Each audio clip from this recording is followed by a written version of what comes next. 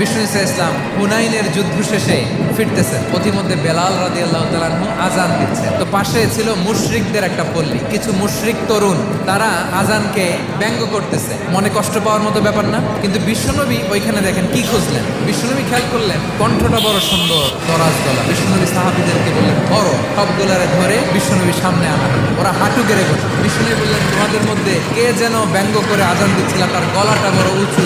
আবু মাহজুরা বলে আমার বন্ধুরা সবাই আমার দিকে আঙ্গুল দেখায়। আবু মাহজুরার মাথায় হাত দিয়ে বললেন এবার আজান দাও দেখি। আবু মাহজুরা বলে আমি তো আজান দিতে জানি না। বিষ্ণুনবী বললেন তাহলে আসো আমি তোমারে শিখাই দিই। বিষ্ণুনবী একটা বাক্য পরে আবু মাহজুরা বলে, বিষ্ণুনবী পরে আবু মাহজুরা বলে। আবু মাহজুরা বলে এক একটা বাক্য পড়ি আমার কলিজাটা বলে ঠান্ডা হয়ে যায়। বিষ্ণুনবীর সাথে দাঁড়িয়ে উনি শাহাদা পড়ে মুসলমান হয়ে গেলেন। বিষ্ণু ইসা ইসলাম বললেন যাও আবু মাহজুরা, আমি তোমাকে পৃথিবীর শ্রেষ্ঠতম মসজিদ মক্কার মসজিদুল হারামের মুয়াজ্জিন হিসেবে অ্যাপয়েন্ট করে দেব।